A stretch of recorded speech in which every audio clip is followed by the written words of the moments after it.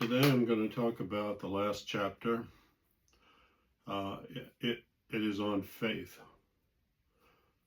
So I'm very glad I wrote this chapter. It's very important. Um, it wasn't until the end of my career, or towards the end of my career, that I actually came to Christianity. My mother was a very dedicated religious woman, and she would study the Bible and Bible study and go to church very regularly. And she brought me up that way, but I was resistant to going to church and getting all dressed up and so forth, like most children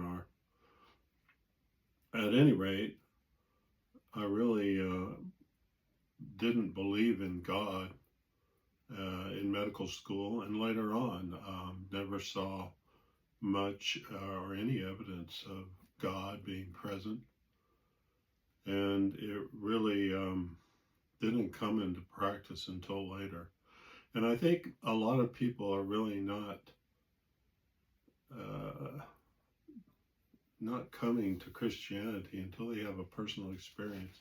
My personal experience happened in San Antonio, and it was one evening I came into contact with the Spirit. Now, this was after my wife had already come in contact with the Spirit, and her cousin did as well. And I would ask her how she knew there was a spirit around, and she said, well, it's like somebody who is standing right behind you. You know they're there. And I think this is true for a lot of people. So, at any rate, I was in the bathroom one evening, and I felt like there was somebody right behind the door. And I yelled out. I'm not sure why I yelled out, but I yelled out, and you could almost hear a gush of wind as the spirit seemed to go away from the door.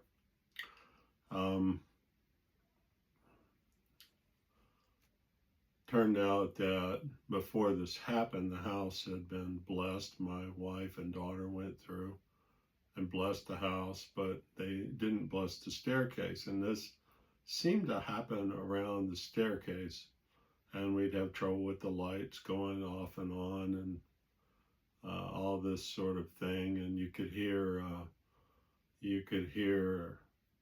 the sound of what sounded like weeping from time to time. And then when this happened with the business in the bathroom, I heard my wife, her breathing was like magnified all the way at the other end of the hall in her room, which was also unusual.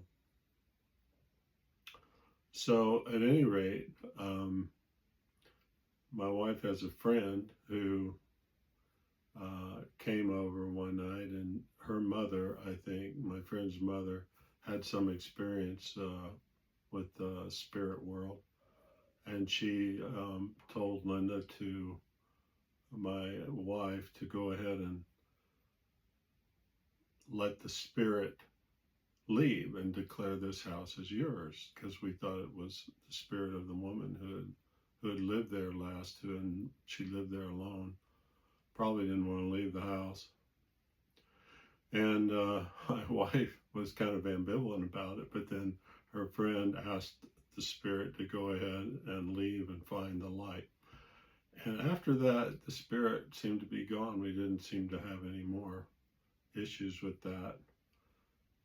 And it turned out that the woman that had been in the house before tended to walk out in the street and go on long walks, and she had, I think, a yellow raincoat on. And after the spirit left, one of the people that we know in the neighborhood said that they saw her walking down the street in her yellow raincoat away from the house. So after that, about that time, I was reading The Demonologist by Gerald Brittle, I think his name is. It's mentioned in the chapter.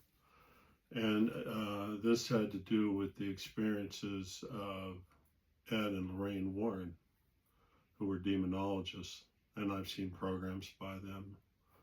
And if you look through that book and read it, it's just too much to make up. And they were able to use the power of the Trinity to gain power over these evil spirits and what was going on. And this is like exorcism type of activities. And then nowadays there's all sorts of programs about the paranormal, and I came to realize there was just a lot I didn't know. There was a lot that was unknown. And then I came to the point of being able to use my faith to try to help my patients as well. And I mentioned that in the book as well. So that's my little story, and it's and there's a little bit more in the chapter as well having to do with that. So with that, I'm going to go ahead and close on that chapter.